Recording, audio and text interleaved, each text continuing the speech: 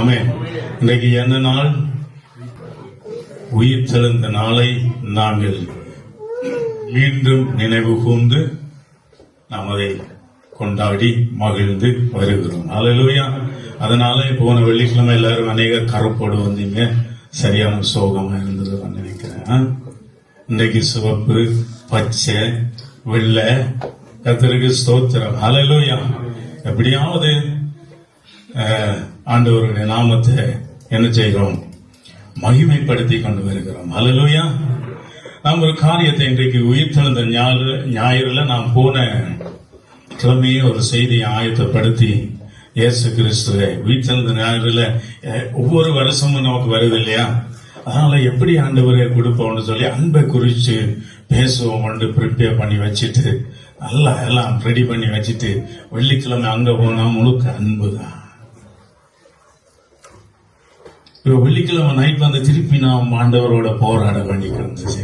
என்ன ஆண்டவரே செய்தியை மாத்த பண்ணிட்டீங்களே என்ன சொன்னா, இதுல நாம அவர் காட்டினது வந்து தன்னுடைய அன்பு, மனுஷர் மேல வைத்த அன்பு. அல்லேலூயா. அப்ப அன்பை குறித்து நாங்க என்ன செய்தி எடுத்தாலும் இந்த நாட்கள்ல அவருடைய அன்பு நமக்குள்ளே வந்து கொண்டே இருக்கிறது. தேவன் அவ்வளவாய் நம்மை நேசித்தார். அவருடைய அந்த நேசம் அது பெரியது. அல்லேலூயா. ஆனபடினாலே அன்பை குறித்து எல்லாட்டிலும் ஒரு சில சத்தியங்களை நாம் சீக்கிரம் பார்த்து நம்ம இந்த இடத்திலே நாங்க அந்த நாளை கொண்டாட இருக்கிறோம். நீங்க திரும்பிக் கொள்ளுங்க என்னோடு சேர்ந்து கூட. லூக்கா 24வது அதிகாரம், லூக்கா 24வது அதிகாரம் வாசிங்க பார்ப்போம். 1 ஒரு 6 வசனங்கள். வாரத்தின் முதல் நாள் அதிகாலையிலே தாங்கள் ஆயத்தம் பண்ணின கந்த வர்க்கங்களை அவர்கள் எடுத்துக்கொண்டு வேறு சில ஸ்திரீகளோடும் கூட கல்லறையின் இடத்தில் வந்தார்கள். இப்ப என்ன சம்பவம் என்று சொன்னா உங்களுக்கு தெரியும். ஒரு சிலருக்கு பைபிள் வாசிக்கிறவங்களுக்கு சம்பவம் தெரிஞ்சிருக்கணும். அல்லேலூயா. இயேசு கிறிஸ்து மரித்து கல்லறையில் இருக்கிறார். புதுசா வர சகோதரர்களுக்காக நான் சொல்லுறேன். இயேசு கிறிஸ்து அடிக்கப்பட்டு மரித்து அவரை கொண்டு போய் கல்லறையில வச்சுட்டாங்க. இப்ப அந்த கல்லறைக்கு என்ன செய்யறாங்க? அந்த 2 நாளும் 3 நாளும் போய்கொண்டு வர்றாங்க. என்னத்தை கொண்டு?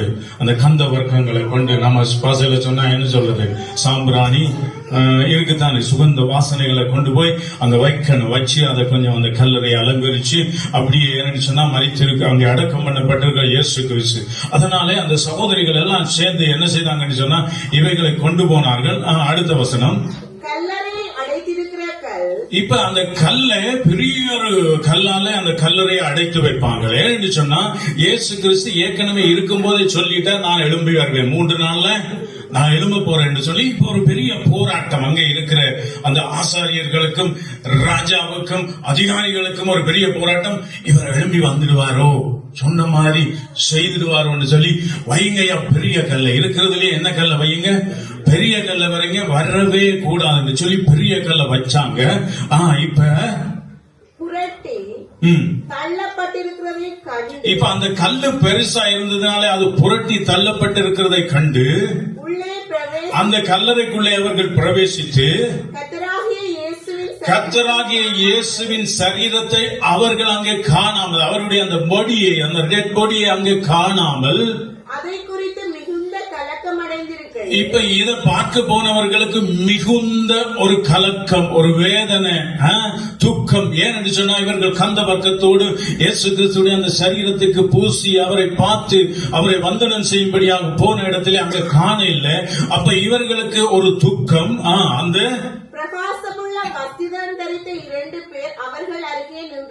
இப்ப 2 தேவதூதர்கள் அவர்கள் நடுவே இருந்தார்கள்.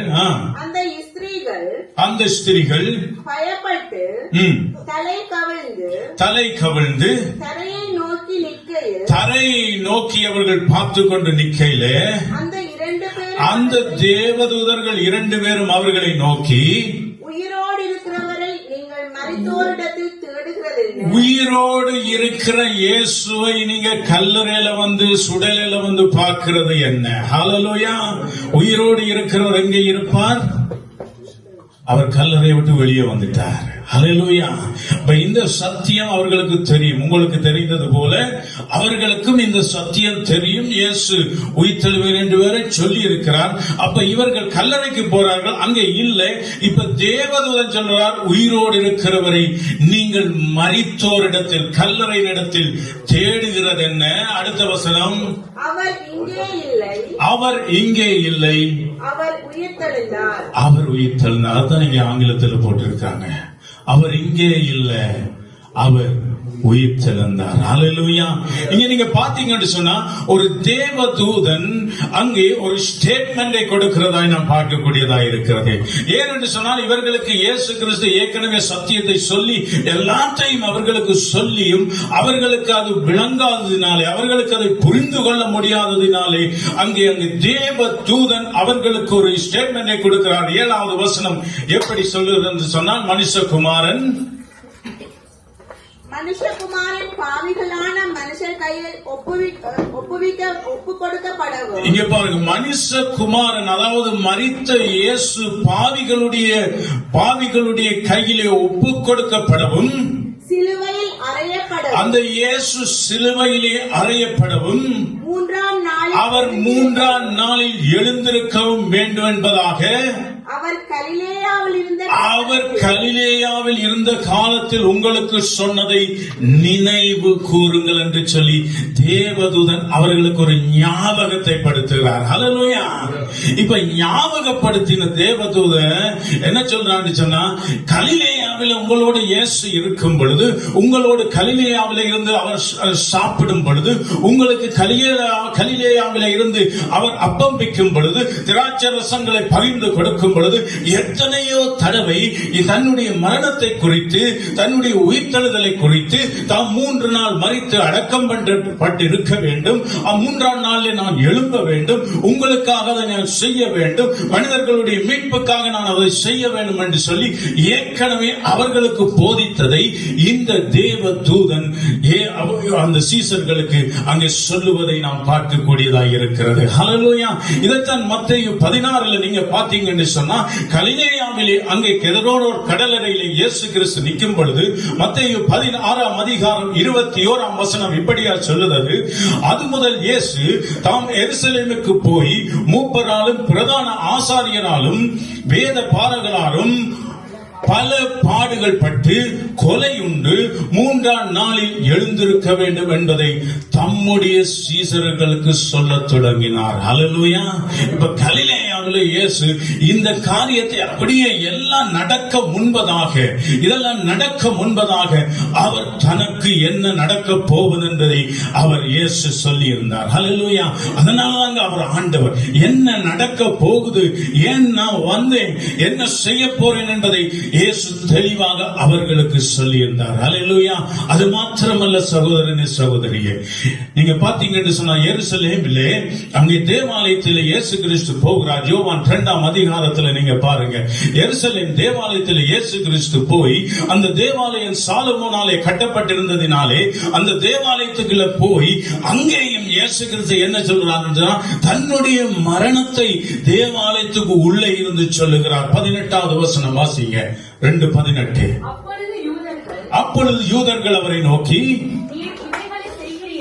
நீர் இவைகளை செய்கிறீரே, இங்கே பாருங்க, அப்படியே வச்சிருங்க. இங்க பாருங்க, அங்க யூதர்கள் இயேசு கிறிஸ்துவை நோக்கி, நீ இவைகளை எல்லாம் செய்கிறியப்பா, நீ என்ன அடையாளத்தை எங்களுக்கு காண்பீங்க? ஏன்னு சொன்னா அந்த தேவாலயத்தில் என்ன இருந்தது? வியாபார ஸ்தலமாய் மாற்றி வைத்திருந்தார்கள். ஆண்டவருடைய தேவாலயத்தை, ஆண்டவரை ஆராதிக்கிற ஒரு தேவாலயத்தை, பலி செலுத்தி தேவனை துதிக்கிற ஒரு தேவாலயத்தை, தாவீதின் காலத்திலே அது துதிக்கென்றே ஆயத்தப்படுத்தப்பட்ட அந்த மண்டபம் முழுவதிலும் பிற்காலத்தில் என்ன செய்து வைத்தாங்கன்னு சொன்னா, ஆடு மாடு புறா வியாபார ஸ்தலங்கள். ஹல்லேலூயா. நான் நினைக்கிறேன் மஸ்கர் வித்து கொண்டு இருந்தாங்க போல தெரியல. இப்படி அநேக காரியங்களை அந்த ஆலயத்துக்குள்ள வைத்து வியாபாரம் செய்து கொண்டிருந்தார்கள். இப்ப இயேசு கிறிஸ்து ஆலயத்துக்குள்ள போறார், உள்ள போய் பார்க்கிறார், தேவனுடைய ஆலயம் வியாபார ஸ்தலமாய் இருக்கிறது. வியாபாரம், ஒரே பிசினஸ் நடக்குது சபையில. இன்றைக்கு நடக்குதா என்ன? தேவனுடைய ஆலயத்தில் என்ன நடக்குது? வியாபாரம் இல்ல. தேவனுடைய ஆலயத்தில் தேவனை ஆராதிக்கிறது தான் முதல் உரிமை. அதற்கு பிறகுதான் சாப்பாடு. ஹல்லேலூயா. அதற்கு பிறகுதான் வியாபாரம், அதற்கு பிறகுதான் காரியங்கள். தேவனுடைய ஆலயத்தை அன்றைக்கு அசுத்தப்படுத்தி வைத்திருந்ததினாலே இயேசு கிறிஸ்து அதை கிளீன் பண்ண வேண்டி இருந்தது. ஹல்லேலூயா. அதனால முதல் அவர் எடுத்த ஆயுதம் என்ன தெரியுமா? சவுக்க பின்னி எடுத்தார். இன்றைக்கு சவுக்கு இல்லாதனாலே அநேகருடைய இருதயம் என்ன செய்திருக்கு? இயேசு கிறிஸ்து அன்னைக்கு சவுக்கு எடுத்தார். ஏன்? அடிக்கல. அவர் அன்பின் தேவன். அவர் அடிச்சது கூட அநேக பிரசங்கங்களை நான் கேள்விப்பட்டிருக்கேன். இயேசு சவுக்கு எடுத்தார், அடிச்சா பாரு என்று சொல்லி நான் பிரசங்கம் நானும் புரட்டி சுவிசேஷ புஸ்தகங்களை பார்க்கிறேன். இயேசு அடிக்கல. ஏன்? அவர் அன்பின் தேவன். ஆனா என்ன செய்தார்? அந்த புறா கூடுகளை திறந்து அந்த பணப்பெட்டிகளை தட்டி, இது தேவனுடைய வீடு, இதுல நீங்க இதுகள் செய்ய ஆகாது என்று சொல்லி எல்லாரையும் துரத்தி விட்டதினாலே அவர்கள் காலமாய் அங்கே என்ன செய்து வரார்கள்? தங்களுடைய பிள்ளைகள் தங்களுடைய அப்பா காலத்தில், தங்களுடைய தாத்தா காலத்தில் வியாபாரம் செய்து வந்த அந்த கூடாரங்களை இயேசு தள்ளி விட்டதினாலே என்ன நடந்ததுன்னா, இப்ப அந்த 18ஆம் அதிகாரத்தில் அதுதான் கேட்கிறாங்க யூதர்கள். அப்பொழுது யூதர்கள் அவரை நோக்கி, நீ இவர்களை செய்கிறீரே, இதற்கு என்ன அடையாளத்தை எங்களுக்கு காண்பிக்கிறீர்? அடுத்த வசனம் இந்த வாய்ச்சனை. இயேசு அவர்களுக்கு பிரதியுத்தரமாக இந்த ஆலயத்தை, இப்ப கவனிங்க, இயேசு சொல்லுகிறாரு அங்கே ஆலயத்துக்குள்ள இப்ப நீங்க என்ன பார்த்தா தான் புரியும். ஹல்லேலூயா. இயேசு ஆலயத்துக்கு உள்ளே நின்று அவர் கையை காட்டி சொல்ல இல்ல இந்த ஆலயம் என்று சொல்லி. ஆலயத்துக்கு உள்ள நின்றா எப்படி ஆலயத்தை காட்ட முடியும்? இயேசு ஆலயத்துக்கு உள்ள இருந்து அவர் சொல்றாரு யூதர்களை நோக்கி இந்த ஆலயத்தை. ஹல்லேலூயா. இயேசுடைய சரீரத்தை அங்கே சொல்லுகிறார். வாசிங்களேன். இயேசு அவர்களை பிரதியுத்தரமாக இந்த ஆலயத்தை இடித்து போடுங்க, 3 நாளைக்குள்ள இதை எழுப்புவேன் என்றார். ஹல்லேலூயா. இப்ப யூதர்களுக்கு பயங்கர குழப்பம். என்னையா இந்த கன்ஃபியூஸ் பண்ணது? யார் இவன்? எங்கே இருந்து வந்தார்? நான் பார்த்ததே இல்லையே என்று சொல்லி எருசலேம் ஆலயத்துக்குள்ள ஒரு குழப்பம். இப்ப குழம்பினதினாலே என்ன நடக்குன்னு சொன்னால், அங்கே அடுத்த வசனம் சொல்லுகிறது, 20வது வசனம் வாசிங்களேன். அப்பொழுது யூதர்கள் இந்த ஆலயத்தை, இந்த சாலமோனுடைய தேவாலயத்தை அன்றைக்கு இயேசு கிறிஸ்து நின்று உபதேசித்த அல்லாட்டி அந்த புறா கூடுகளை தள்ளிவிட்ட இந்த ஆலயத்தை கட்ட 1 வருஷம் 2 வருஷம் அல்ல, 46 வருஷம். ஹல்லேலூயா. 46 வருஷங்கள் பிரயாசப்பட்டு, எத்தனையோ போராட்டங்கள் பட்டு, எத்தனையோ அதிகாரிகள்கிட்ட ஒப்புரவு வாங்கி, எத்தனையோ காரியங்களை செய்து அங்கே கட்டப்பட்ட அந்த தேவாலயத்தை அவர்கள் சொல்றார்கள் கட்ட 46 வருஷம் சென்றதே. நீர் இதை 3 நாளைக்குள்ளே எழுப்புவீரோ என்றார்கள். ஹல்லேலூயா. இப்ப இயேசு கிறிஸ்து சொன்னதை அவர்களால புரிந்து கொள்ள முடியவில்லை. இன்னைக்கு திருச்சபையும் அப்படித்தான். ஹல்லேலூயா. தேவனுடைய வார்த்தையை நம்மால புரிஞ்சு கொள்ள சில நேரத்தில் முடிகிறது இல்ல. ஏன்? ஏதோ மண்டபத்துக்காக, ஏதோ ஆலயத்துக்காக, ஏதோ இந்த கல்லுக்காக நாங்க பிரசங்கம் பண்ண வரவில்லை. ஹல்லேலூயா. தேவனாலே உருவாக்கப்பட்ட, தேவனாலே படைக்கப்பட்ட தேவனுடைய பிள்ளைகளுக்காக பிரசங்கிகளை கர்த்தர் உருவாக்கி வச்சிருக்கிறார். ஹல்லேலூயா. இதைத்தான் அன்றைக்கு இயேசு தேவனுடைய ஆலயத்திலே அவர் செய்தார். அவர் பிரசங்கித்தார். ஹல்லேலூயா. எப்படி பிரசங்கித்தார்? இந்த ஆலயத்தை இடித்து போடுங்க, நான் 3 நாளைக்குள்ளே கட்டுவேன். ஹல்லேலூயா. 21வது வசனம் சொல்லுகிறது, அவரேயோ தம்முடைய சரீரமாகிய, தம்முடைய இந்த சரீரமாகிய ஆலயத்தை குறித்து இயேசு கிறிஸ்து யூதர்களுக்கு பேசினார். அடுத்த வசனம், அவர் இப்படி சொன்னதை அவர்கள் அவர் மரித்தோரிலிருந்து எழுந்த பின்பு அவர்களுடைய சீஷர்கள் நினைவு கூர்ந்து இயேசு சொன்ன வசனத்தையும் விசுவாசித்தார்கள். எப்படி எப்ப விசுவாசித்தாங்க தெரியுமா? தேவதூதன் வந்து சொன்ன பிறகு.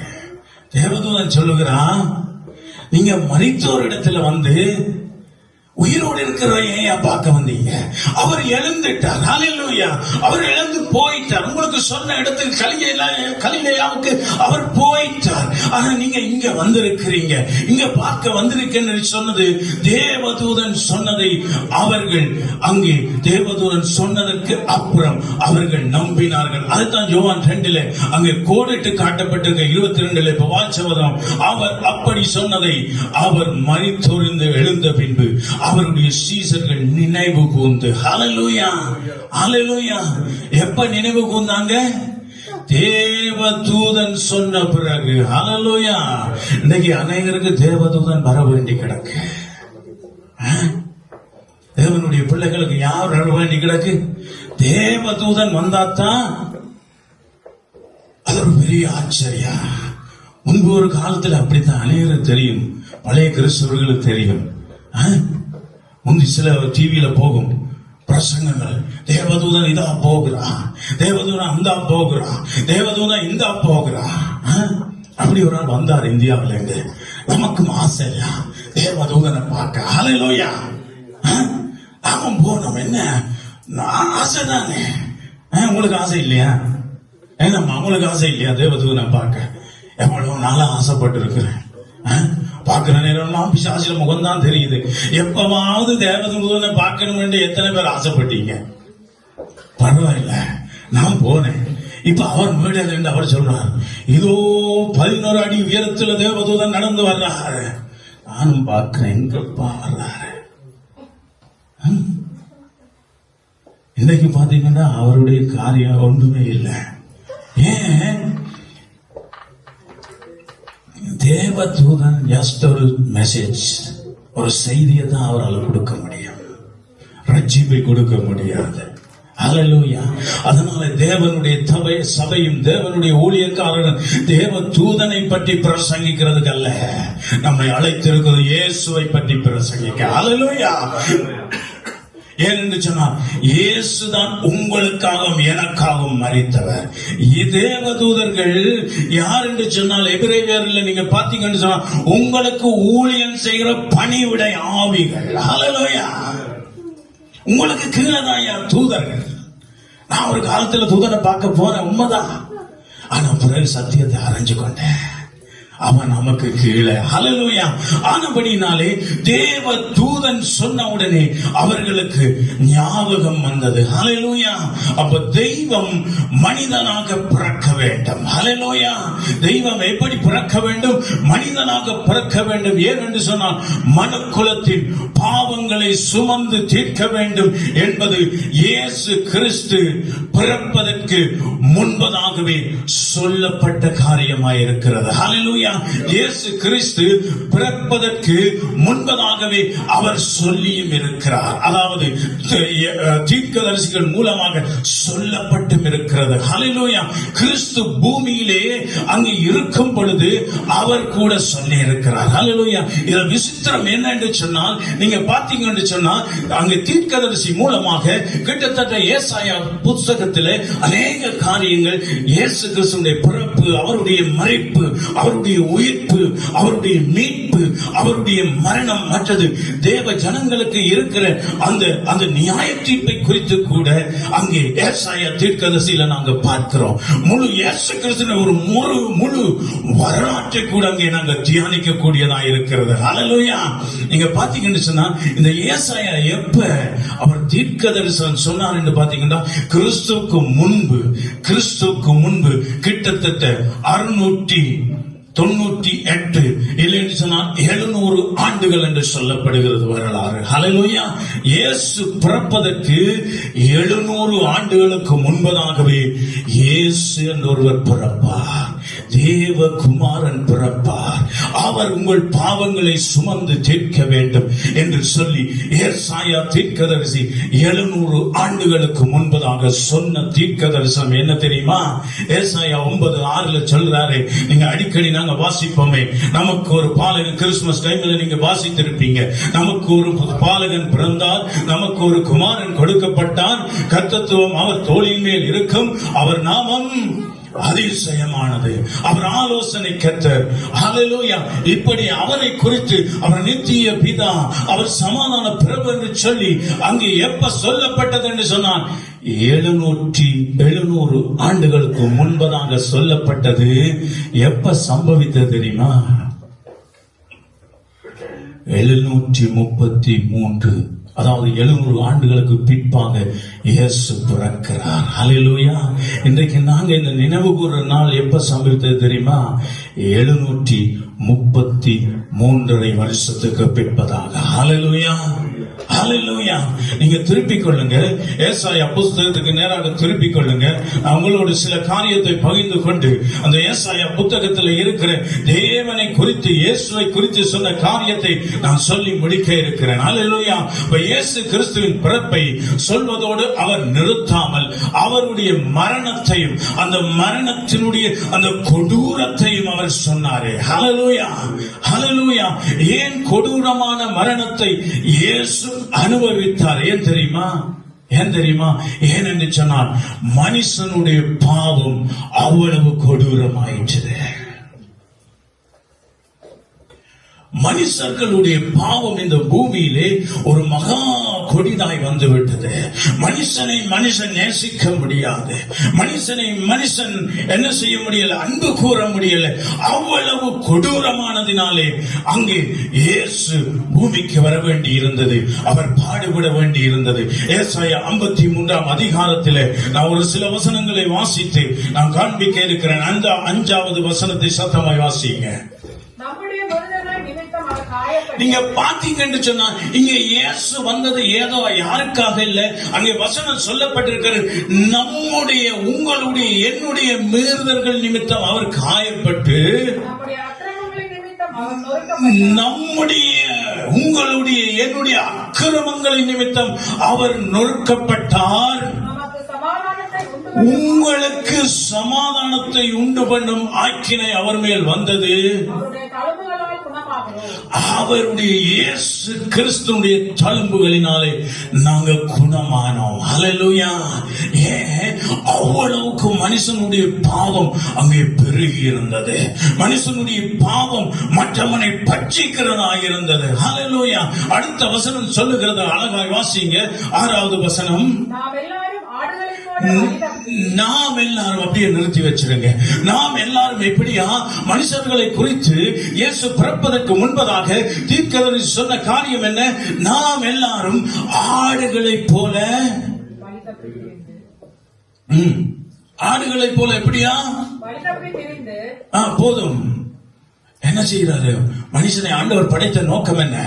தேவனை ஆராதிக்கணும், தேவனோடு இருக்கணும், தேவனோடு உறவாடணும் என்று ஆராதித்த நோக்கத்தை விட்டு மனிதன் வழி தப்பி தனக்கு ஒரு தெய்வம், தனக்கு ஒரு தேவன், தனக்கு ஒரு ஆலயம், தனக்கு ஒரு காரியம் என்று சொல்லி அவன் ஒவ்வொருவரும் ஒவ்வொரு வழியிலே அங்கே போனார்கள். ஹல்லேலூயா. தங்களுக்கு காண்ற எல்லாத்தையும் ஆராதிக்க துவங்கிட்டான் மனுஷன்.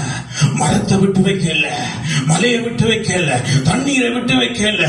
எகிப்து தேசத்துல நீங்க பாத்தீங்கன்னு சொன்னா, அந்த 10 சாபத்தினாலே, அதாவது 10 வாதையினாலே வாய்த்தார்களே, அந்த வாதைகள் கூட வரலாறு சொல்லுறது அந்த எகிப்தியருடைய தேவர்கள் தானா. அவர்கள் பேனை கூட விட்டு வைக்கல. பேனுக்கும் ஒரு வந்தனம். தவளையை கூட விட்டு வைக்கல. தவளைக்கும் ஒரு வந்தனம். ஏன்? மனுஷனை சிருஷ்டித்த நோக்கத்தை அவர்கள் அறியாம புரியாம, இங்கே தீர்க்கதரிசி சொன்னது போல நாம் எல்லாரும் ஆடுகளைப் போல வழி தப்பி திரிந்தோம். ஹல்லேலூயா. ஆளுக்கு ஒரு வழிபாடு, ஆளுக்கு ஒரு முறைமை, தேசத்துக்கு ஒரு வழிபாடு, பாசைக்கு ஒரு வழிபாடு, இனத்துக்கு ஒரு வழிபாடு. அவங்க வரக்கூடாது, இவன் அங்க போகக்கூடாது என்று சொல்லி இப்படி செய்து கொண்டு இருந்த காலத்தை ஆண்டவர் பார்த்தார். அடுத்தது அப்படியே தொடர்ந்து வாசிங்க. அவனவன் தந்தன் வழியிலே போனான். ஹல்லேலூயா. அப்படின்னு சொன்னான், படைத்த கடவுளை தவிர மற்ற எல்லாவற்றையும் அவன் வழிபட்டான். படைத்த கடவுள் தெய்வத்தை தவிர மற்ற எல்லாவற்றையும் பூமியிலே தேவனாலே உருவாக்கப்பட்ட மனிதன் வழிபட்டு ஒரு ஆடுகளை போல, எப்படி அங்கே இலங்கையிலே நமக்கு தெரியும் எப்படி சில மாடுகள் இருக்குத்தானே, அந்த கட்டாக்காளி மாடுகள் என்று சொல்லுவாங்க நாங்க பன்னி பகுதியில. அதுகள் அப்படியே யாரும் அதை அடக்க முடியாது, யாரும் அதுக்கு சொன்னாலும் விளங்காது. மன்னார் ரோட்டில் நீங்க போனீங்கன்னு சொன்னா, நீங்க என்ன பெரிய டோல்பின்ல போனாலும் அது அப்படியே நிமிர்ந்து பார்த்துட்டு அப்படியே இருக்கும். நான் எரும மாட்ட சொல்றேன், எப்படி அது அப்படியே நிமிர்ந்து பார்த்துட்டு திருப்பி எப்படியே நீங்க கோணை அடிக்க அடிக்க அடிக்க அது போயா, அது நிச்சயம் தான் அதை விளம்பும். இது எதென்று சொன்னால் வழி தப்பி மனுஷனுடைய கட்டுப்பாட்டில் இல்லை, தேவனுடைய கட்டுப்பாட்டில் இல்லை. அவனுக்கென்று ஒருவன் இல்லை, அவரை நடத்துவதற்கென்று ஒருவன் இல்லை. இல்லாம மனுஷன் இருந்ததினாலே வழி தப்பி ஆடுகளைப் போல மாடுகளைப் போல அவன் அலைந்திருந்த நாட்கள தேவன் அறிந்தபடினாலே இயேசுவை பூமிக்கு கொண்டு வர வேண்டி வந்தது. ஹல்லேலூயா, ஹல்லேலூயா. அப்படியே தொடர்ந்து வாசிங்களேன்.